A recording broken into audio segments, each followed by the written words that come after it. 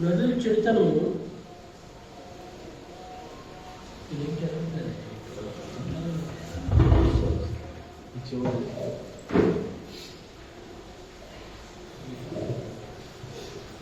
ఆదికాండము 6వ అధ్యాయము 5-6 వచనాలు చదువుకున్నాం. నరుల చెడుతనము భూమి మీద గొప్పదని, వారి హృదయం యొక్క తలంపులలోని ఊహ అంతయు ఎల్లప్పుడూ కేవలం చెడ్డనియు యెహోవా చూచి తాను భూమి మీద నరులను చేసినందుకు యెహోవా సంతాపం నుండి తన హృదయంలో నడుచుకునేను. చాలండి, చిన్న ప్రార్థన చేద్దాం. తలలో వంచండి. మహోన్నతుడైన మా ప్రభువా, నీ పరిశుద్ధమైన నామమునకి స్తుతులు స్తోత్రాలు చెల్లించుకొంచున్నాను. దేవా, నీ కృపను బట్టి, నీ ప్రేమను బట్టి మరొక బుధవారం ఉదయ కాలము ప్రభువా నీ సన్నిధిలో గడిపే భాగ్యము మాకు ఇచ్చినందుకై స్తుతిస్తున్నాను. నాయన, మీ వాక్కులకై నీ వైపు చూస్తున్నాం. తండ్రి, మాతో మాట్లాడే దేవుడు నీవు కనుక ఈ వాక్యము మమ్మల్ని నాయన బలపరుస్తుంది. ఈ వాక్యము మమ్మల్ని సరిచేస్తుంది, దిద్దుబాటు చేస్తుంది. కనుక నాయన, మీ వాక్యము మాతో మాట్లాడి మమ్మల్ని సరిచేయము. నాయన, మేము వ్యర్థపరిచేవారు కాకుండా ప్రభా దిద్దుబాటు చేసుకోవడానికి మాకు సహాయం చేయమని, మాతో మాట్లాడమని, వారికి వినబుద్ధి మాట్లాడు వారికి శక్తినిచ్చే మీ ఆత్మకార్యము మీరు జరిగించి మహిమ ఘనత పొందమని ప్రభు యేసు నామమున వేడుకొని ప్రార్థన చేయుచున్నాము తండ్రి. ఆమేన్. ఆమేన్. నరుల చెడుతనము భూమి మీద గొప్పది. అప్పటికి ఏమైపోయిందండి? 5 అధ్యాయాలు గడిచినాయి. 6వ అధ్యాయము ఆదికాండానికి వచ్చేసరికి భూమి నిండిపోయి ఉంది. మొదటి అధ్యాయంలో ఒక్క మానవుడు ఉన్నాడు, నరుడు ఒక్కడున్నాడు. 5 అధ్యాయాలకి 6వ అధ్యాయానికి భూమి అయిపోయింది, నిండిపోయి ఎలా ఉంది?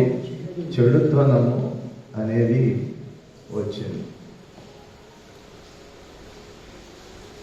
పరిశుద్ధుడైన దేవుడు తన పోలిక, తన స్వరూపంలోనికి నిర్మాణం చేసినటువంటి మానవుడిని చెడిపోవడం చూసి అక్కడ రాయబడిన మాట ఏంటంటే, సంతాపమునది తన హృదయంలో నడుచుకునేను అని రాయబడింది. సంతాపం కనుక దినాల్లో మరి దేవుడు శక్తివంతుడే, బలవంతుడే, సమస్తమును చేయగలిగినటువంటి దేవుడే. కానీ మరి ఈ స్థితిని చూచి దేవుడు మరి సంతాపం చెందాడు. కానీ వారిని చివరికి మరలా మనం నోహ కాలానికి వెళ్ళిపోయాలికే ఏమైంది?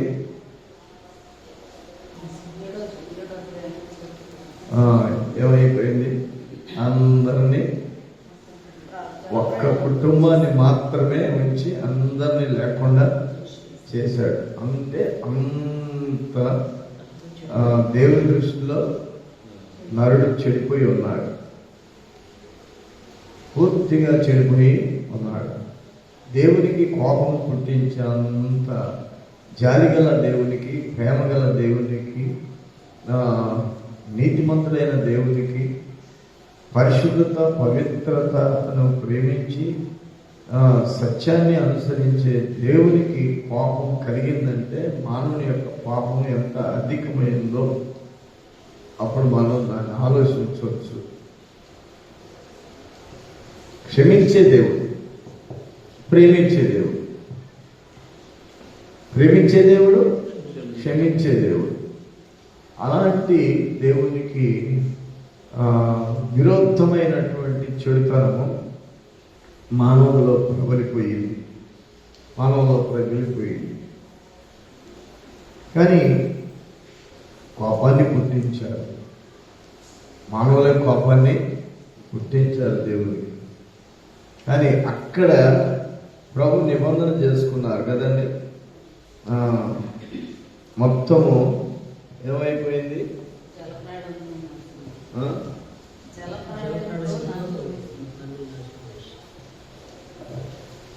మొత్తము ఏమైపోయింది? ప్రాణి లేకుండా పోయింది. ఒక్క నోహ ఓడలో ఉన్నవారు తప్ప అందులో అన్ని జీవరాశులు ఉన్నాయి. ఆ ఓడంతా, ఆ కథ అంతా మనకు తెలుసు. ఇక్కడ రాయబడిన మాట చూడండి. ఇక ఆదికాండము 8వ అధ్యాయము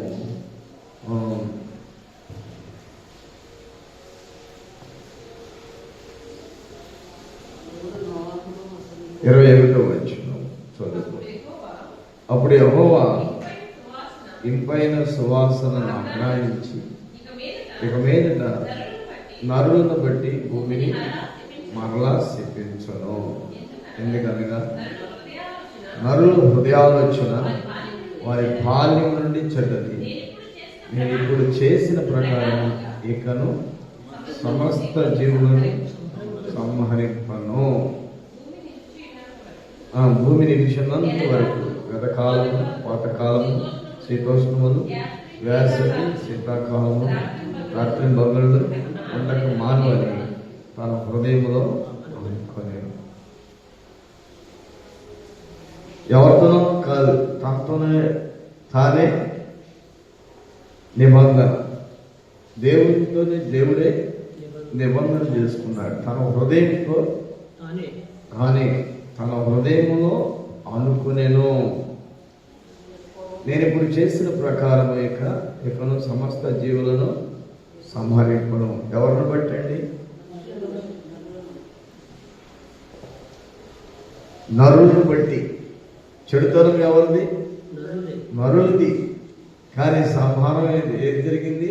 సమస్త జీవులకు జరిగింది. చూసి దేవుడు అంత భూమంతా కొలప్స్ అయిపోయినా కానీ మొత్తం సంహరించబడిన వాడు. కానీ అప్పుడు తను అనుకున్నటువంటి మాట అయితే ఇక నేను సంహరించను. కానీ ఏముంటాయంట? వెదకాలము, కోతకాలము, శీతోష్ణములు, వేసవి, శీతాకాలంలో, రాత్రి మొగళ్ళు ఉండక ఉంటాయి. ఇక ఎప్పటి వరకు? భూమి ఉన్నంత వరకు. అంటే భూమికి కూడా ఉన్నంత వరకు అంటే భూమికి కూడా టైం ఉందా? భూమికి కూడా లేకుండా పోయే దినం ఒకటి ఉంది. ఉన్నంత వరకు అంటే లేకుండా కూడా పోతుంది. కనుక నరుల హృదయము వారి బాల్యము నుండి చెడ్డది.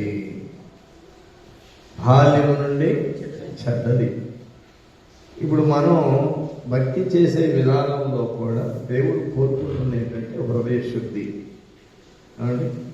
హృదయ శుద్ధి. దేహంతో చెడుతనం చేశారనుకోండి, దానికే మనం సహించలేకపోతున్నాం. మరి దేవుడు చూసేది హృదయాన్ని కదా. హృదయంలో చెడుతనము కేవలం ఎల్లప్పుడూ చెడ్డది. దాన్ని ఎవరు చూశారు? దానికి పనిష్మెంట్ ఎవరు ఇస్తున్నారు? ఇప్పుడు మనం ఒక చిన్న ఏదైనా పొరపాటు శరీరంలో బట్టి ఒక అబద్ధమో, దొంగతనమో, మోసమో, అన్యాయమో చేస్తుంటే దానికి మనం తీర్పు తీరుస్తున్నాం. అది సరైనది కాదని తీర్పు తీరుస్తున్నాం. అవునా? తీర్పు తీరుస్తున్నాం. కానీ మరి ఇక్కడ దేవుడు హృదయాన్ని గురించి మాట్లాడుతున్నాడు. హృదయంలో జరుగుతున్నటువంటిది కేవలం ఎల్లప్పుడూ చెడ్డది. నరుల హృదయాలోచన వారి బాల్యము నుండి చెడ్డది, వారి బాల్యము నుండి చెడ్డది. మరి ఈ చెడ్డ హృదయాన్ని మార్చుకునే విధానం ఎట్లాగా అంటే, ఇప్పుడు మనకి మన హృదయం మనకే తెలుసు, వారి హృదయం వారికే తెలుసు. నీ హృదయము చెడ్డదన్న సంగతి తెలిసిన తర్వాత ఎదుటివాని హృదయము నీకు తెలియదు కదా. ఎదుటివాని యొక్క శరీర సంబంధమైనటువంటి ఏదో ఒక పొరపాటు అది చూసినప్పుడు విమర్శించడానికి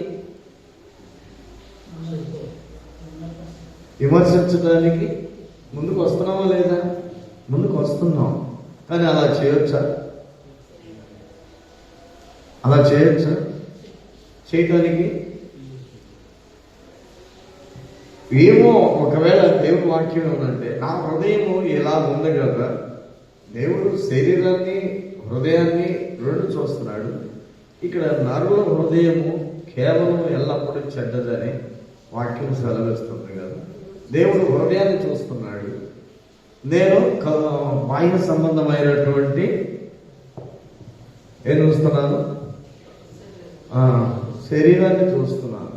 శరీరాన్ని చూసి తీర్పు తీరుస్తున్నాను. నాకు హృదయాన్ని చూసి తీర్పు తీర్చడానికి దేవునికి, సృష్టికర్త అయినటువంటి దేవునికి, సార్వభౌమ అధికారం కలిగినటువంటి దేవునికి అధికారం లేదా?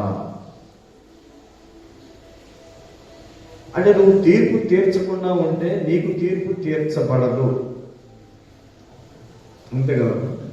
కనుక నువ్వు తీర్పు తీర్చకుండా ఉంటే నీకు తీర్పు తీర్చబడదు. అంతటి స్థితి మనిషికి లేదు. తొందరపడి ఏం చేస్తున్నాం మనం? వెంటనే తీర్పు తీర్చేస్తున్నాం. అదే దేవుని యొక్క ఆత్మ నడిపింపు మనకున్నట్లయితే అప్పుడు మనం హృదయాన్ని చూసుకుంటాం. మన హృదయాన్ని చూసి ఎదుటివాని హృదయాన్ని చూడగలిగితే నువ్వు తీర్పు తీర్చు. హృదయానికి నీ హృదయం ఏంటి అలా ఉంది అని. కనుక అక్కడ గాడి సీమోన్ ఏం చేస్తాడంటే, గాడి సీమోన్ దగ్గర పేతురు ఏం చెప్తున్నాడంటే, నీ హృదయము దేవుని ఎదుట సరిగా లేదు అని ప్రవర్తన బట్టి చెప్పాడు. తన ప్రవర్తనను బట్టి చెప్పాడు. సరిదిద్దుకో, ఒకవేళ క్షమించబడవచ్చును, దేవుని దగ్గర సరిచేసుకో, క్షమించబడవచ్చును అని. కనుక దేవుడు నరుని చేసినందుకు సంతాపము నొందెను అని రాయబడింది. సంతాపము నొందినటువంటి నరుని బట్టి దేవుని సంతోషపరిచే అనుభవం ఎప్పుడు? సంతోషపరిచేది ఎప్పుడు? సంతాపం నుండి అంటే మనం ఎప్పుడు దేవుని దుఃఖపరిచే వారంగానే ఉన్నామా, లేకపోతే దేవుని మనం సంతోషపరిచే వారంగా ఉన్నామా అనే ప్రశ్న మనం వేసుకుని దేవుని సంతోషపరచగలిగినటువంటి ఆ అనుబంధంలోనికి మనం ఎప్పుడైతే రాగలుగుతామో అప్పుడు దేవునికి ప్రియమైనటువంటి వారంగా ఉంటాం, ప్రియమైనటువంటి పిల్లలుగా మనం ఉంటాం. అప్పుడు దేవుడు మనల్ని చూసి ఏమంటాడు? హర్షిస్తాడు, సంతోషపడతాడు. నా పిల్లలు కూడా ఉన్నారు. అపవాది ఏమంటున్నాడు? అపవాది ఏమంటున్నాడంటే, వీరందరూ నా వారు అంటున్నాడు, వీళ్ళందరూ నా వాళ్ళు అంటున్నారు. అది ఎట్లాగా?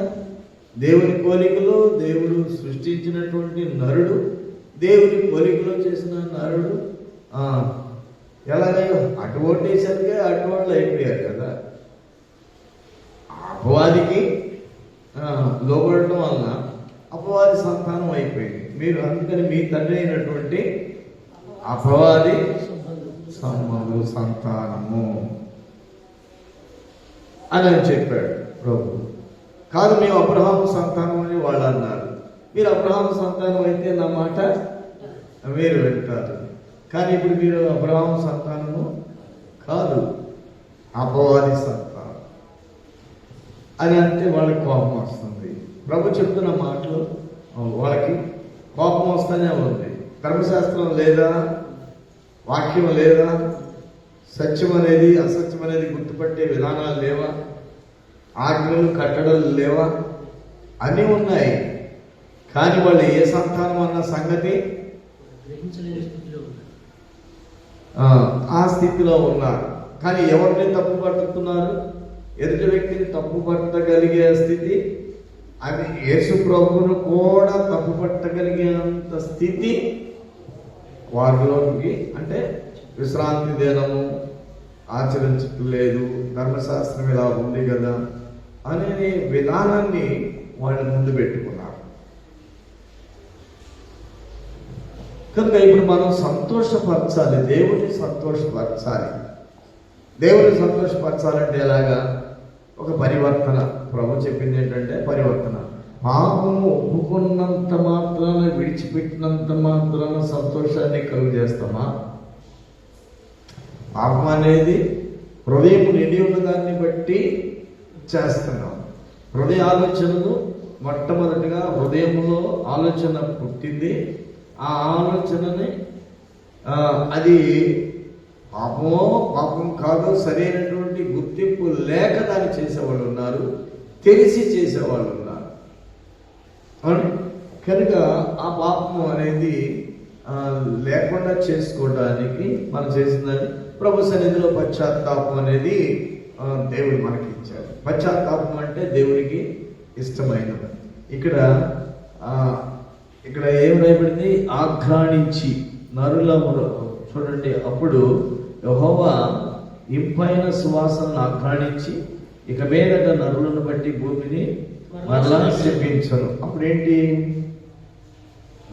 అప్పుడు నోహో 20 వచనము, యెహోవాకు బలిపీఠము కట్టి పవిత్ర పశువులన్నిటిలోనూ పవిత్ర పక్షులన్నిటిలోనూ కొన్ని తీసి కొన్ని ఆ పీఠము మీద దహన బలి అర్పించాను. అప్పుడేంటి? దహన బలి అంటే బలి అర్పించాడు. బలి అర్పించటంలో దేవుడు స్వీకరించి ఇంకా అక్కడ ఒక నిబంధన చేసినట్లుగా కనబడుతుంది. అవునండి, ఎవరికి అసాధ్యం అంటే ఏం లేదు. ఇప్పుడు బలి కాదు కదా, ఇప్పుడు విరిగినరిగిన హృదయము, కన్నీటి ప్రార్థన, పశ్చాత్తాపమే బలి. సో ప్రియుల, మన జీవితంలో మనం నేర్చుకోవాల్సింది ఏంటంటే ఈ కన్నీటి ప్రార్థన నాకు కావాలి. మాకేమున్నాయి? మా పెదవులే ఉన్నాయి. బలిలో అర్పించేదానికంటే మా దగ్గర ఏమున్నాయి? మా పెదవులే ఉన్నాయి, మా కన్నీళ్ళే ఉన్నాయి. ఆ కన్నీళ్ళు వచ్చేటట్లుగా దేవుని యొక్క సన్నిధిలో ప్రార్థన చేయగలిగినట్లయితే నీకు ఒక విడుదల ఉంది. ఆ విషయం దేని విషయంలో? నీ హృదయం నీకు తెలుసు కదా, నీ హృదయం నీకు తెలుసు. ఎదుటి వ్యక్తిని విమర్శించేదానికంటే నీ హృదయము ఆ చెడుతనాన్ని తీసివేసుకోవడానికి పశ్చాత్తాపంతో ప్రార్థన చేసినట్లయితే ఆ ప్రార్థన దేవుడు ఆజ్ఞానించి నీతో ఒక నిబంధన చేస్తాడు దేవుడు. అంతే కదండి. కనుక మనతో ఒక నిబంధన సంఘం అనేది అలాగా సిద్ధపడాలి.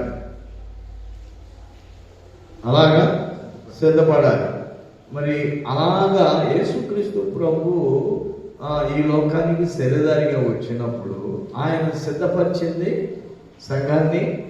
అలాగా ఆయన చేసి పరిపూర్ణం చేసి ఆయన ఆరోహణుడై వెళ్ళిపోయాడు. సంఘం అలాగా సిద్ధపడింది. ఆ సంఘం సిద్ధపడిన విధానంలో వారు కలిసి ఏం చేశారు? ప్రార్థన చేశారు. పశ్చాత్తాపంతో కూడిన ప్రార్థన. ఈ ప్రార్థన మనకి గొప్ప విడుదల ఇస్తుంది. ఎప్పుడు మన హృదయాల నుంచి, మన హృదయాలు మనకు అర్థమవుతాయి. మనకు తెలుసు, మన హృదయం మనకు తెలుసు. కానీ యోచించబడిన యోచనలు, కలచని తలంపులు, ఊహించని ఊహలు మన అంతరంగంలోనే ఉన్నాయి. అంతరంగంలో పరిశుద్ధతను కోరువాడు అంటాడు ఎవరు? దావీదు. కనుక మన అంతరంగంలో నుంచి ఆ శుద్ధీకరణ మనకు జరిగినప్పుడు దేవుడు మన పక్షాన, చెప్పండి, ఒకరిని విమర్శిస్తావా? మనమే, మన హృదయమే అదే దూలం. అంతే కదా. నీ కంటిలో దూలాన్ని ఎంచుకొనక నీ ఎదుటి వారి కంటిలో నలకం చూస్తున్నాం మనం. అది నలక, ఇది దూలం. అవునా కదా. ఇప్పుడు దూలం, ఈ దూలాన్ని తీసివేసుకోగలిగే ఆ శక్తి ఎక్కడి నుంచి వస్తుంది అంటే దైవ చిత్తానుసారమైన దుఃఖము. ఈ దుఃఖము మనం కలిగి ఉన్న దీనికోసం ప్రయాసపడాలి. అందుకని రోదన చేసే స్త్రీలను కనుగొనుడి, రోదన చేసే స్త్రీలను కనుగొనుడి. ఎందుకు దావీదు పరుపుల మీద ఉన్నప్పుడే తేలిపోతున్నంత కన్నీరు విడిచి ప్రార్థన చేశాడు? జనరల్గా తన తప్పు అతనికి, అందుకని అసలు ఆ తప్పు చేయటం కాదు ముఖ్యం, అసలు తన హృదయమే ఎక్కడుంది అనేది ముందు బయట పెట్టేసేసాడు. నేను అసలు హృదయం కాదు, తన జన్మే బయట పెట్టేసేసాడు. నేను పాపంలోనే పుట్టాను. ఆ గ్రహింపు రాబట్టి, ఆ పశ్చాత్తాపడబట్టి ఆయన క్షమించబడ్డాడు. కనుక మరి చదివినటువంటి ఆ మాటలు కేవలము నరుల చెడుతనము భూమి మీద గొప్పదని, వారి హృదయం యొక్క తలంపులోని ఊహ అంతయు ఎల్లప్పుడూ కేవలము చెడ్డదని యెహోవా చూచి అంటే ఇప్పుడు మనల్ని చూసి చెప్పండి, మనల్ని చూసి ఆయన సంతోషమా సంతాపమా? సంతాపమే. మనల్ని చూసి సంతాపం, అదే మనల్ని చూసి సంతాపమా సంతోషమా? ఇప్పుడు అంటే ఆయన చూసేది మన వైవేషమా అంతరంగమా? అంతరంగము ఆయన దృష్టికి మనం ఎలా చేసుకోవాలి? అలాగా. కనుక బాహ్య సంబంధమైనది పక్కన పెట్టేసేసేద్దాం. అంటే భక్తి యొక్క లోతుల్లోకి వెళ్ళేటప్పుడు హృదయాన్ని శుద్ధి చేద్దాం. ఇదేంటయా అసలు బయట కనపడే వాళ్ళకి ఎలా ఉంటుందంటే కుటుంబరాలు ఏ దోషం లేనట్టు కనపడవచ్చు,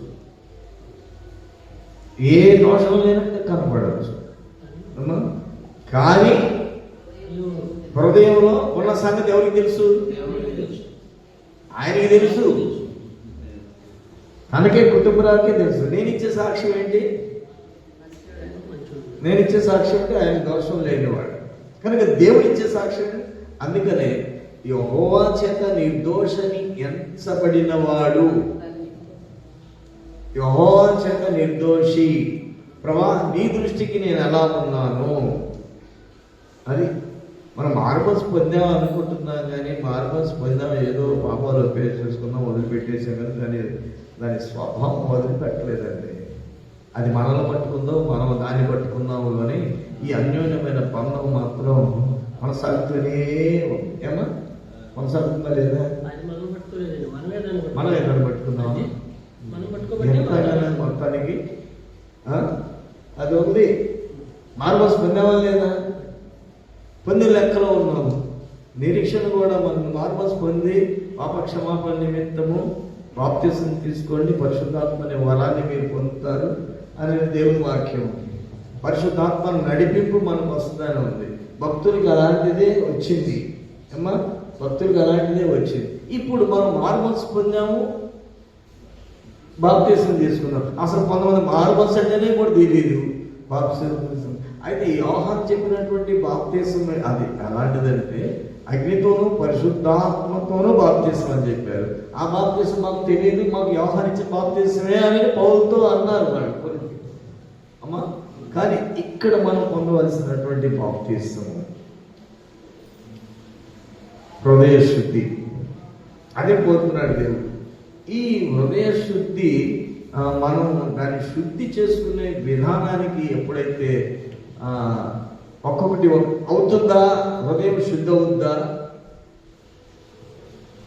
అవుద్దా. అందుకని ప్రభు చెప్పిన మాటలో ప్రసంగం, కొండపై చేసే ప్రసంగంలో మొదటి మాట ఆ 4వ మాట 10వ వచనం అనమాట. హృదయ శుద్ధి గలవారు ధన్యులు. హృదయ శుద్ధి గలవారు ధన్యులు. హృదయం అంతా అపవిత్రపరుచుకొని దేహంతో మంచి పనులు చేస్తే చెప్పండి, ప్రయోజనం ఉందా? ఒకవేళ మనం అలాంటి స్థితిలో ఉన్నామేమో, అందులో దేహమే అపవిత్రంగా కనపడుతుంటే హృదయం ఎక్కడుంది? ఇంకా అవునా కదా, దేహంలోనే అపవిత్రత కనపడుతుంటే హృదయంలో ఉండబట్టే కదా. అది హృదయం నిండి ఉన్న దాన్ని బట్టి మాట్లాడుతుంది, నోరు మాట్లాడుతుంది, శరీరం పనిచేస్తుంది. కనుక దేవుడు హృదయాన్ని చూసి సంతాపం చెందను అన్నాడు. హృదయాన్ని చూసి, నరుని హృదయాన్ని చూసి కేవలము ఎల్లప్పుడూ చెడ్డది, అందుకని సంతాపం చెందాడు. ఇప్పుడు సంతాపం చెందినటువంటి దేవుణ్ణి ఎలా మనం సంతోషపరచాలి అనే ప్రశ్న మనకు కావాలి. మన దేవుడిని తీసుకుందాం ముందు. మనుషులు తీసేసేయండి, మనుషులు అటు చేశారు, ఇటు చేశారు, ఇటు చేశారు, అటు చేశారు, ఇటు చేశారు, అసలు వద్దు మనకి. మనుషులు కాదు, దేవుడితో అన్యోన్యమైన బంధం. ఈ అన్యోన్యమైన బంధము దేవుడితో ఉన్నప్పుడు దేవునికి మన హృదయాన్ని ఎలాగా, అది ప్రాక్టీస్ ద్వారానే ఎవరికి వాళ్ళు ఇండివిజువల్గా దేవుడి సన్నిధిలో తన హృదయాన్ని కుమ్మరించవలసినటువంటి వారంగానే పాపం క్షమించేస్తాడు దేవుడు. ఎందుకంటే దేవుడి దగ్గర ఏముంది? క్షమాపణ ఉంది, ఆయన ప్రేమ ఉంది, క్షమాపణ ఉంది, క్షమించేస్తాడు దేవుడు. ప్రభావాలను క్షమించిన ఆయన అంటే క్షమిస్తాడు. అయితే ఆయనకి సంతోషాన్ని కలుగు చేసే రీతి ఉందా? దేవుని మనం సంతోషపరచగలుగుతున్నామా? అందుకని ఏమంటారంటే హెస్కేలు గ్రంథంలో హెస్కేలు 18:23 చూద్దాం.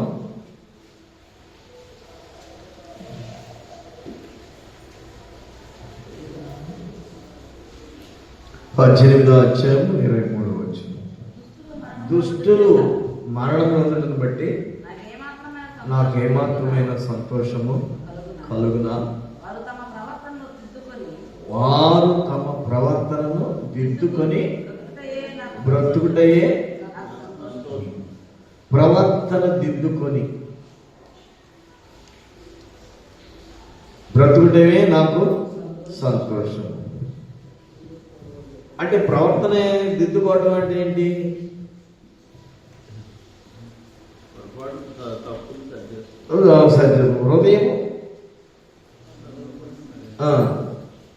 హృదయంలో వస్తున్నటువంటి ఆలోచనలు, తలంపులు, వాటిని నిర్వహంతే ప్రవర్తన దిద్దుకోవడమే నాకు సంతోషం. మన ప్రవర్తన లోపల ఉన్న దాన్ని దిద్దుకోవడం. అమ్మా ఇది ఎలా సాధ్యమండి అని శిష్యులు అడగలేదా? అమ్మా శిష్యులు అడిగారు, ఎవరికి సాధ్యం అండి అంటే అప్పుడు ప్రభు చెప్పారు, ఏంటన్నారంటే అది మనుషులకి సాధ్యపడేది కాదు.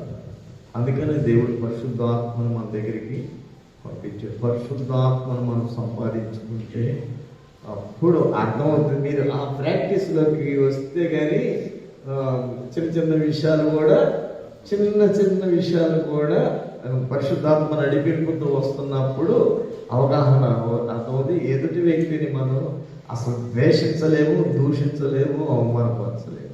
మనల్ని మనమే దిద్దుకుంటూ ఉంటాం. ఎప్పుడు కూడా మనల్ని మనమే సరి చేసుకుంటూ ఉంటాం. అవసరమైతే ఎదుటి వ్యక్తి గురించి ప్రార్థన చేస్తాం.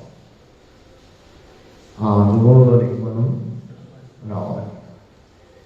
చూడండి, ఇక్కడ పౌలులో ఒక విషయం ఆయన చెప్తున్నాడు. ఏమిటంటే రోమీయులకు రాసిన పత్రిక 7వ అధ్యాయంలో ఒక మాట ఉంది, చూద్దాం.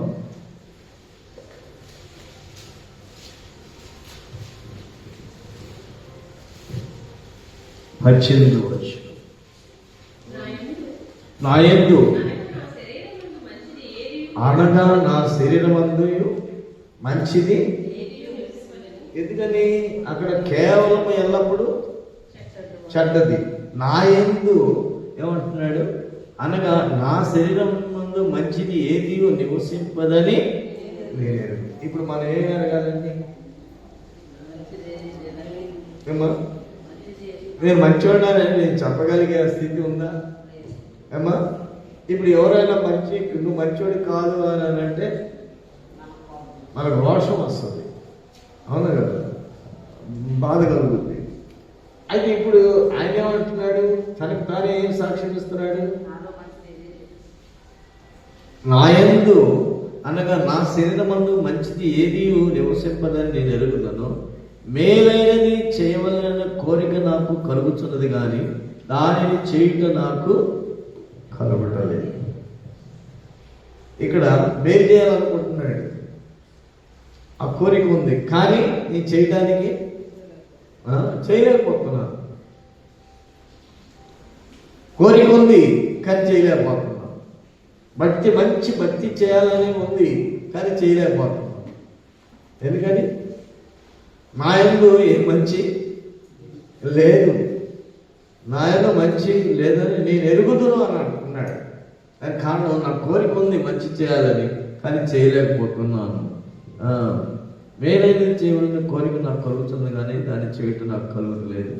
నేను చేయగోరు మేలు చేయక చేయగోరని కీడు చేయుచున్నాను. చేయగోరు మేలు చేయక చేయగోరని కీడు చేస్తున్నాను. చేయాల్సింది ఏంటి? మంచి చేయాలి. చేయకూడదు ఏంటి? చెడు. కానీ చేయకోరని కీడే చేస్తున్నాను. నా దృష్టికి నేను మంచి అనుకుంటున్నాను కానీ నా ఇంట్లో మంచి లేదు అని తనే గ్రహించాడు. ఆ సాక్ష్యం ఇస్తున్నాడు. అందులో ఏమంటున్నాడంటే చూడండి, ఇక్కడ నేను కోరందాన్ని చేసిన దానిని చేయనది నా యందు నివసించు పాపమే కానీ ఇక్కడ నేను కాదు. కాబట్టి మేలు చేయకూరు నాకు కీడు చేయుట కలుగుతుందన్న ఒక నియమము నాకు కలవదు. ఏ నియమం అండి? కీడు చేసే నియమము అంటే ఎంత ధర్మశాస్త్రాన్ని క్షుణ్ణంగా నేర్చుకొని జీవించిన వ్యక్తి. చేయకూడని కీడు చేస్తున్నానన్న నియమము నాకు కనబడుతున్నది. ఒక నియమము నాలో కనబడుతుంది. అది పట్టుకోవాలి, ఆ నియమాన్ని పట్టుకోవాలి. మనలో ఉన్నటువంటి ఆ పాప నియమాన్ని పట్టుకొని దాన్ని అరెస్ట్ చేయాలి. దాన్ని ఏం చేయాలి? దాన్ని లేకుండా చేసుకోవాలి. అందుకని ఏమంటాడంటే, అంతరంగ పురుషుని బట్టి నేను దేవుని ధర్మశాస్త్రం నందు ఆనందించుతున్నాను కానీ వేరొక నియమము నా అవయములలో ఉన్నట్టు నాకు కనబడుతున్నది. ధర్మశాస్త్రం ఉంది, అంతరంగ పురుషుడు, బాహ్య పురుషుడు అని రాయబడింది కదా. ఇక్కడ అంతరంగ పురుషుడిని బట్టి, బాహ్య పురుషుడే కాదు, అంతరంగ పురుషుడిని బట్టి కూడా ఆనందిస్తున్నాడు. ధర్మశాస్త్రాన్ని నేను నెరవేరుస్తున్నానని. కానీ తన శరీర అవయవాల్లో పాప నియమము ఉన్నట్లుగా తను గుర్తించినట్లుగా ఉంది. ఇప్పుడు పాప నియమం ఉంది, ధర్మశాస్త్రము కూడా ఉంది. ఈ పాప నియమము ధర్మశాస్త్రానికి రెండింటికి మధ్య ఏం కలుగుతుంది? పోరాటము కలుగుతుంది. అక్కడే రాశారు చూడండి,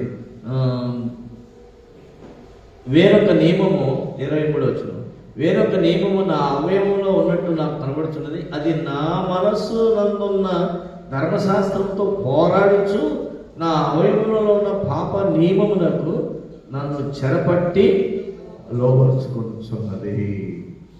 పాపం ఎంత బలమైందో చూడండి. పాప నియమము ఎంత బలమైందో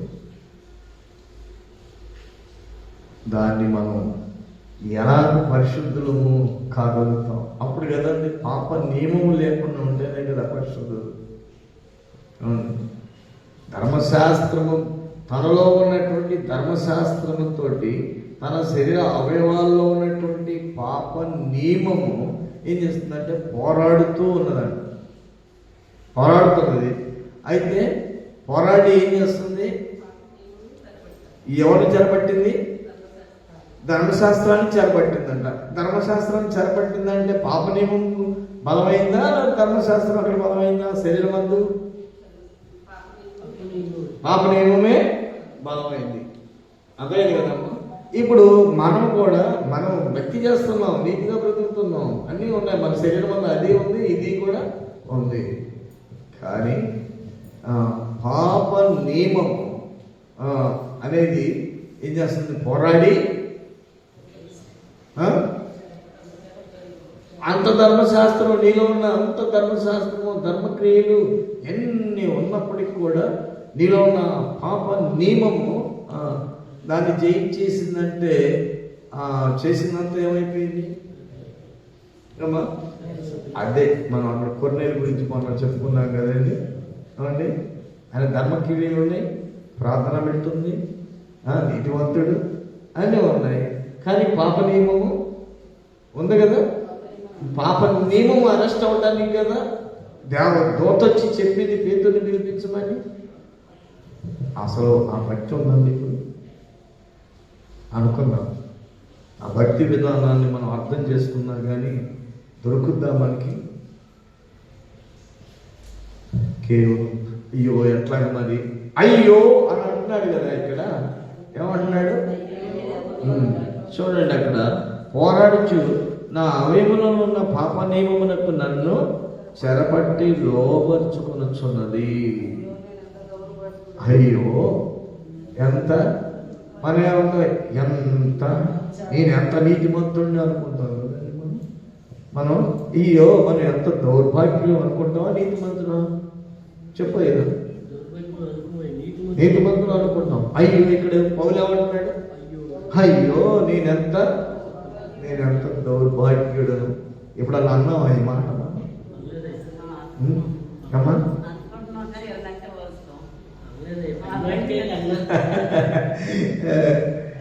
అయ్యో నేనెంత దౌర్భాగ్యుడను. దీన్ని ఇవే ఎంచుకో. దౌర్భాగ్యుడను దౌర్భాగ్యం. ఎందుకంటే నరుని హృదయము కేవలం ఎల్లప్పుడూ చెడ్డది అని దేవుడు చూచి సంతాపమును అందాడు అని రాడు. కనుక మనకు కావాల్సింది ఏంటంటే హృదయశుద్ధి. హృదయశుద్ధి మనం చేసుకునేటప్పుడు శుద్ధ హృదయం చేసుకునేటప్పుడు నా నీతి క్రియలు పక్కన పెట్టినా, నా ధర్మశాస్త్రం పక్కన పెట్టినా, నా కులదంతా పక్కన పెట్టినా, ఇదేం చేసినా పక్కన పెట్టినా కానీ అది నాలో ఉన్న నా అవయవాల్లో ఉన్నటువంటి పాప నియమము నన్ను ఏం చేసి నాలో ఉన్న ధర్మశాస్త్రాన్ని చెరపట్టి ఓడించేసేసి నన్ను లోబర్చుకుంటుంది. అర్థమవుతుందండి? అర్థమవుతుందా? లోబర్చుకుంటుంది. నేను ఇప్పుడు ఎంత దౌర్భాగ్యుడు. ఇట్టి స్థితిలో నుంచి నన్ను ఎవరు విడిపిస్తారు? అక్కడ రాయబడింది, ఇట్టి మరణమునకు లోనకు శరీరము నుండి నన్ను ఎవరు విడిపించను. అది ఎవరు విడిపించు? యేసుక్రీస్తు ప్రభులో ఎంత గొప్ప రక్షణ ఉందో చాలామంది అంగీకరించట్లేదండి. ఎంతోమంది అంగీకరించట్లా, యూదులు అంగీకరించట్లా, ముస్లిమ్స్ అంగీకరించట్లా, భిన్నంగా మాట్లాడుతున్నారు. కానీ ఎవరు అంగీకరిస్తున్నారే అంటే ఏమి తెలియనటువంటి అన్ని జనులైనటువంటి మనమే అంగీకరిస్తున్నాం. మనం అంగీకరిస్తున్నాం కానీ ఇంత లోతైనటువంటి భావము అంటే ఎందుకు పౌలుని దేవుడు ఏర్పరచుకున్నాడంటే అన్ని జనులైనటువంటి వారిని రక్షణలోనికి నడిపించడానికి ఏర్పరచుకున్నాడు. పౌలుని ఎందుకు ఏర్పరచుకున్నాడు? అన్ని జనులైనటువంటి వారిని వాళ్ళని రక్షణలోనికి నడిపించడానికి, వాళ్ళకి సత్య సువార్తను ప్రకటించడానికి దేవుడు పౌలుని ఏర్పరచుకున్నాడు. ఇశ్రాయేలుని కూడా ఆయన ద్వారా రక్షించడానికి. కానీ ఈ అవకాశం ఇచ్చాడు దేవుడు. కనుక ఈ స్వార్థ ఇలాగ స్ప్రెడ్ అయింది మన దగ్గర. కనుక ఇప్పుడు మనం ఏం చేయాలి?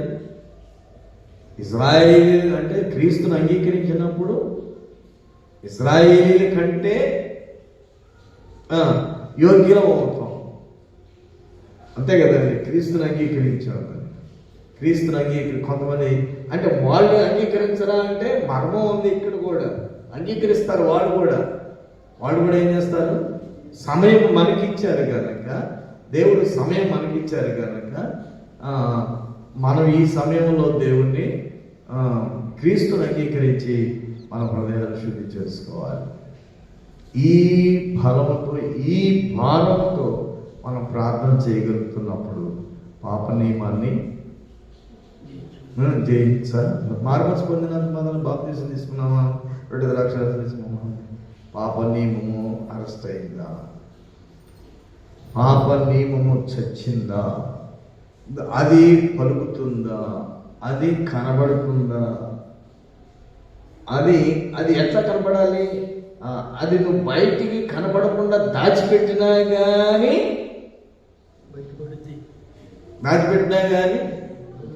దేవుడు పరిశోధకుడు కనుక హృదయాన్ని పరిశోధించే దేవుని దృష్టికి నిర్దోషిగా,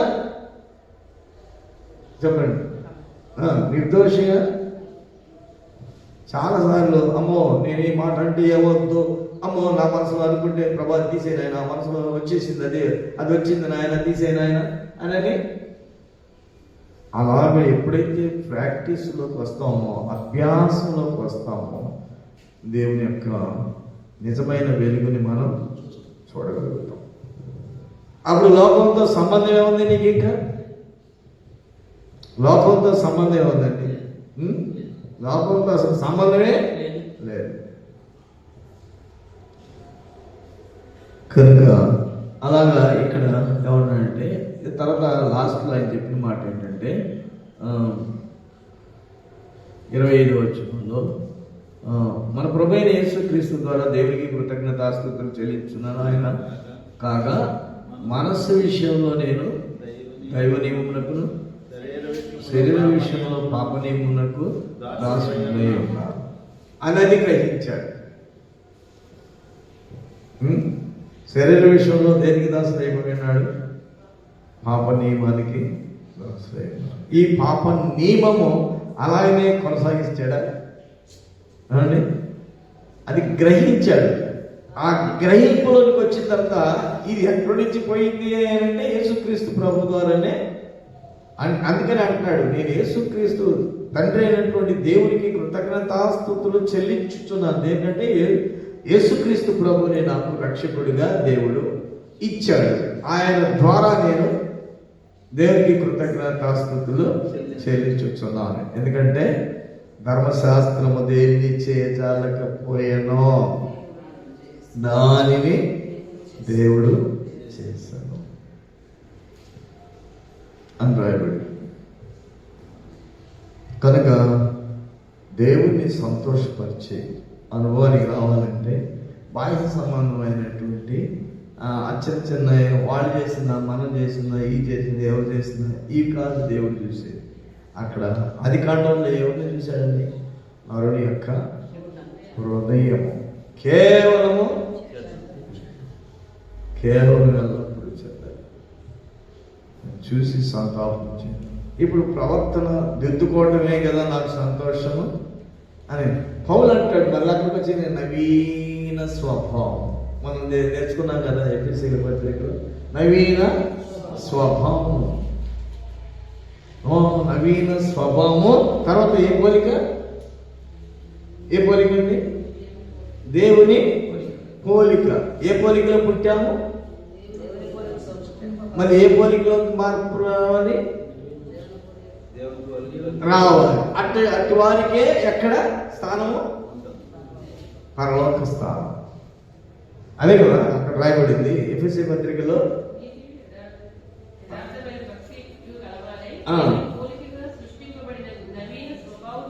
దేవుని పోలికగా సృష్టింపబడిన నవీన స్వభావం. అలా సృష్టి ఎక్కడ వస్తుంది? దేవుని యొక్క పోలికలో సృష్టింపబడిన నవీన స్వభావం. ఇక ప్రాచీన స్వభావంతోనే ఉంటే కదమ్మా, నవీన స్వభావం గలవారై. అది నవీన స్వభావం అంటే ఏంటది? దేవుని పోలిక. అంటే దేవుని పోలిక ఎప్పుడుది? ఎప్పుడుది దేవుని పోలిక? ఆది కాలంలో ఆదాము దగ్గర నుంచి ఆయన కొన్ని సంవత్సరాల క్రితం మన ఆయన పాల్రాజు చెప్పాడు, 100 సంవత్సరాలు 200 సంవత్సరాలు ఏదో చెప్పాడు. అప్పుడు వాళ్ళకి శరీరం వడలేదు, అది లేదు, ఇది లేదు, వాళ్ళకి ఏం తెలియదు, చక్కగా ఉన్నారు, అప్పటి వరకు వాళ్ళకి ఏమి తెలియదు అన్నట్టుగా 100 సంవత్సరాల తర్వాత అప్పుడు తిన్నారు. బైబిల్లో లేదు కానీ ఆ మాట ఆయన ఎక్కడ తీసుకున్నాడు మొత్తానికి. కనుక ఆ పోలికలో ఉన్నారు అప్పుడు వాళ్ళు. ఆ పోలికలో ఉన్నప్పుడు వాళ్ళకి ఏం తెలిసింది? దేవుని పోలికలో ఉన్నప్పుడు. కానీ ఇప్పుడు దేవుని పోలికలో ఉన్నప్పుడు అప్పుడు వాళ్ళకి సిగ్గు తెలియదు, పాపం తెలియదు. ఇప్పుడు దేవుని పోలికలోకి వస్తే పాపం తెలియదా, సిగ్గు తెలియదా? చెప్పండి అమ్మా. అయినా కానీ అందుకనే దేవదూతలకి మీరు తీర్పు తీరుస్తారని ఎరుగరా? ఎంత శ్రేష్టమండి! అంటే ఎంత మెట్టుంది మానవ జీవితానికి. కనుక ఇప్పుడు అక్కడైతే వాళ్ళకి తెలియదు. అంటే వాళ్ళ కన్నులు పవిత్రంగా ఉన్నాయి, కన్నులు అపవిత్రం అయిపోయినాయి తెలంగాణ. అయితే ఇప్పుడు మన కన్నులు గుడితనం నుంచి పోయినా కానీ లోకాన్ని చూస్తాము, చూడమా? ఇప్పుడు పవిత్రులం అవుతామండి. పవిత్రులం అయిన తర్వాత దేవుని పోలిక అని రాయబడింది కదా, నవీన స్వభావం అని. అంటే దేవుని పోలిక అంటే అది ఎప్పుడుది? ఆదాము దగ్గర ఉన్నటువంటి దేవుడైనటువంటి యెహోవా మాట్లాడుతున్నటువంటి దినమే కదా, ఆ సందర్భమే కదా. అపవాది ఎంటర్ అయిన తర్వాత నుంచి వచ్చిందంతా కూడా అది ఆ స్వభావము ప్రాచీన స్వభావం, పాత స్వభావం, పాప స్వభావంతో నింపబడింది. ఇప్పుడు ఏ స్వభావానికి వెళ్ళిపోవాలి మానవుడు? నవీన స్వభావం. ఎలాంటిది? అప్పట్లో ఆదాము అవ్వల్ని దేవుడు చేసిన ఎలా మొదటే మానవుడు ఎలాగ ఉన్నాడో ఆ స్థితికి రావాలి. అలాంటి దేవుని పోలిక మనం సంపాదించాలి. నవీన స్వభావం. ఆ స్వభావం ఉన్న వాళ్ళకే పర్వత రాజ్యం. దానికోసం ప్రయత్నం చేయండి. ఆ ప్రయత్నంలో మనమైతే చేయలేం ప్రభా అని చెప్తాం. అయితే అడగండి, దేవుడు మీకు సహాయం చేస్తాడు. అంటే లోకాన్ని చూడలేదా? యేసు ప్రభు లోకాన్ని చూడలేదా? కానీ ఆయనలో లేదా నవీన స్వభావం, దేవుని పోలిక లేదా? ఉన్నాడు కదా. ఆయన నరుడిగా ఉన్నాడా లేదా? పాపంలో చూస్తున్నాడా లేదా? పాపం అంటుకుందా ఆయనకి? అప్పుడు ఆదాముకి పాపం చూడలేదు వాడు. దేవుడని యెహోవా ప్రతి దినము చూడలేదు, వాళ్ళకి తెలియదు, ఇంకా పాపం తెలియదు వాళ్ళకి. దేవుని పోలికలోనే ఉన్నారు వాళ్ళు. కనుక రోజు దేవునితోటి మాట్లాడుతున్నారు. ఎప్పుడైతే సాతాను ఎంటర్ అయిపోయారో దేవునికి దూరం అయిపోయారు. ఇప్పుడు మనమంతా కూడా దూరం అయిపోయాం దేవునికి. ఇప్పుడు దేవునికి దగ్గర అవ్వాలి అని అంటే ఆ దేవుని పోలిక. ఆ దేవుని పోలికలో ఎవరున్నారు? యేసుక్రీస్తు ప్రభు ఉన్నాడు. ఆయన నరుడిగానే ఉన్నాడు. మన అంటే రక్తమాంసాలు కలిగినటువంటి శరీరంతో ఉన్నాడు. మనలాంటి కన్నులు, మనలాంటి చెవులు, మనలాంటి చేతులు, మనలాంటి ఫుడ్ తీసుకోవడం అంతా ఉంది, స్పందన ఉంది. కానీ దేవుని పోలికలో ఉన్నాడు కానీ పాపలోకంలో ఉన్నాడు కానీ పాప ఆలోచనలు అది క్రీస్తుని పోలి నడుచుకుంటున్నాను. క్రీస్తుని కలిగిన మనస్సు. ఇప్పుడు అర్థమైందండి, కొంచెం మనకి అండర్స్టాండింగ్ వచ్చిందా? చాలా డెప్త్లోకి వెళ్ళింది కదా అనుకుంటున్నానేమో. అవునా? యేసుక్రీస్తు ప్రభు పోలిక, ఆ పోలికలోనికి రమ్మని ఎవరికి సాధ్యం? మనకు సాధ్యం కాదయ్యా అని అంటే అప్పుడు అన్నాడు ప్రభు, సమస్తం దేవునికి సాధ్యం, ఆయనకి సాధ్యం. ఆయన కృపను బట్టి, ఆయన ప్రేమను బట్టి మనం ఆ పోలికను ఇప్పుడు ఎవరిని విమర్శిస్తాం చెప్పండి? చెప్పండి, ఎవరిని విమర్శిస్తాం మనం? ఏమ్మా ఎవరైనా చెప్పండి, మీరు ఎవరైనా విమర్శిస్తారా? చెప్పండి ఏమ్మా. విమర్శిస్తామా? విమర్శించే ముందు భక్తి కలిగిన వాళ్ళు ఏం చెప్తారు? భక్తి కలిగిన వాళ్ళ దగ్గర నా హృదయం ఎలా ఉంది, దేవుని దగ్గర కూడా భక్తి కలిగిన వాళ్ళ దగ్గరికి వెళ్ళి నా హృదయం ఎలా ఉంది, లేకపోతే భక్తి ఏమి దగ్గరికి వెళ్ళి నా హృదయం ఉంది, నీ హృదయం ఎలా ఉందా అని అంటారు. కనుక హృదయాన్ని పంచుకునేది ఎక్కడ? తండ్రి అయినటువంటి దేవుని దగ్గరే. ఆ లోపం గుర్తుపెట్టు. అందుకనే ఇక్కడ వేరొక నియమము, పాప నియమము నా శరీర అవయవాల్లో ఉన్నట్లుగా నాకు కనబడుతున్నది. నాలో ఉన్న ధర్మశాస్త్రము దానితో పోరాడి ధర్మశాస్త్రాన్ని ఏం చేసింది? లోపరుచుకుంది. ధర్మశాస్త్రం ఏమైపోయింది అక్కడ? కనుక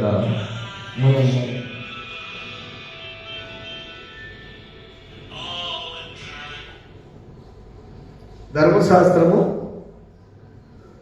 మరి మనం ధర్మశాస్త్రాన్ని ముందు పెట్టుకున్నామా? ధర్మక్రియలు కొన్ని, నేను అది చేస్తున్నాను, ఇది చేస్తున్నాను, వారానికి తప్పనిసరిగా నేను మందిరానికి వెళ్తాను ఉంటాను, దశభాగాలు ఇస్తాను. ఇప్పుడు సంగతి దశభాగాలు ఇస్తున్నాను, మరి ప్రార్థన చేస్తున్నాను, ఆ ధర్మాలు చేస్తున్నాను, ఈ ధర్మాలు చేస్తున్నాను, ఈ ధర్మశాస్త్రమే కదా, ధర్మక్రియలే కదా. అది ఎవరు చేశారు? కొర్రేలు చేశాడు కదా. మరి ఆయన ఉన్నాడు,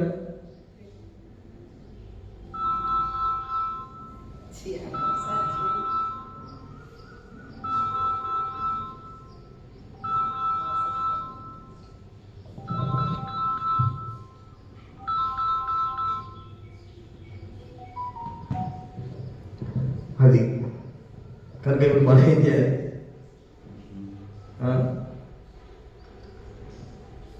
ఎంత డెప్త్ ఉందండి భక్తిలో, తెలియదు చాలామంది. మనకు కూడా తెలియదు ఎంత డెప్త్ ఉంది. సో మన ఫోకస్ ఇప్పుడు ఎటు? స్వార్థంగా చెప్పండి. మన ఫోకస్ శ్రీదేవి చెప్పు ఎక్కడ? ఎటు మన ఫోకస్? మనుషుల వైపులా, మన హృదయం వైపులా? అది క్రీస్తు యొక్క పోలికను పౌలు సంపాదించాడంటే అసలు ఎంత ప్రయాసపడ్డాడు. ఆ మాట అన్నాడు కదా, నేను ఎంతటి దౌర్భాగ్యుడను, ఇట్టి మరణానికి లోనైనటువంటి నా శరీరం. ఆయన ఏం చేశాడు? ధర్మశాస్త్రం క్షుణ్ణంగా నెరవేర్చినోడైతే ఏమనుకుంటున్నాడు? అసలు మనకి ధర్మశాస్త్రంలో ఒక చివరిలో ఏదన్నా ఒక ఆజ్ఞలో ఒక చివరి ఎంత రవంతను అంటుకుందా మనకి? ఇంత గొప్ప రక్షణ విశ్వాసం ద్వారా దేవుడు ఇచ్చాడు. పౌలుకి ఇచ్చినటువంటి అనుభవాన్ని మనల్ని కూడా నేను క్రీస్తు నేను సంపాదించుకున్నాను, మీరు కూడా సంపాదించుకున్నాయా అని అంటున్నాడు ఆయన. ఎవరు చెప్తారు? నేను ఈ వ్యాపారం చేశాను, ఈ 10 లక్షలు సంపాదించాను, నువ్వు కూడా సంపాదించుకోని చెప్తాడు. ప్రభువును సంపాదించు. అందుకని క్రీస్తుని సంపాదించుకోవడానికి ఆయన ఫిలిప్పీయులకు రాసిన పత్రికలో రాసిన మాట ఏంటంటే, లోకాన్ని నష్టంగా ఎంచుకున్నాడు.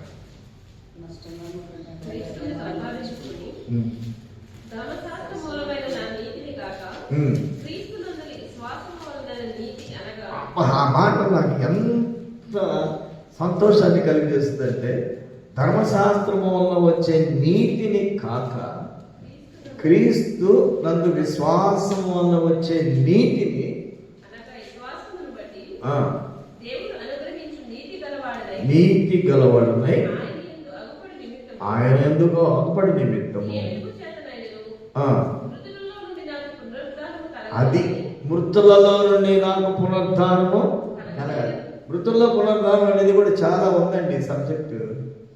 మృతుల్లో పునరుద్ధానం అంటే ఎప్పుడు చచ్చిపోయినప్పుడు లెక్కుతారు అది కాదండి. మృతుల్లో పునరుద్ధానము ఇప్పుడే. మృతుల్లో మృతమైనది ఏమైపోయింది? పునరుద్ధాన శక్తితో తిరిగి లేచింది. ఇంకా మన యేసుక్రీస్తు ప్రభు అందులో ఉన్నారు. అవును, వాళ్ళలో ఉన్నారు. యేసుక్రీస్తు ప్రభు లోకంలో 33.5 సంవత్సరము సంచరించారు కదా. అప్పుడు శరీరము లోకాన్ని చూస్తుంది కదా, లోకంలో ఉన్న పాపాలని చూస్తున్నాడు కదా. కానీ అతనిలోని ప్రవేశించిందా? ప్రభులోని ప్రవేశించిందా? ప్రవేశించదా? సేమ్ అదే కోరుతున్నాడు. అదే పౌరులో కూడా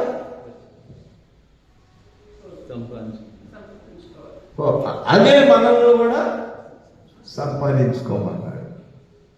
ఇప్పుడు అంటే భద్రాలు కట్టాలి, అవి కట్టాలి, ఈ కట్టాను, భద్రాద్రి కట్టాను, బంగారం భద్రం కట్టాను అన్నా కానీ మీ హృదయం ఎలా ఉంది? సిద్ధపాటు అలా పరలోక రాజ్యంలోకి ప్రవేశించాలి. దాంట్లో ఉన్న ఆనందము అప్పుడు దేవుడు అంట నేను చూసి సంతాపం చెందినటువంటి దేవుడు సంతోషిస్తాడు. ఆ మెట్టికి వెళ్దామా? ఈ 10 మందే ఆ మెట్టికి వెళ్దామా? ఈరోజు నుంచి ప్రార్థన చేసుకుందాం.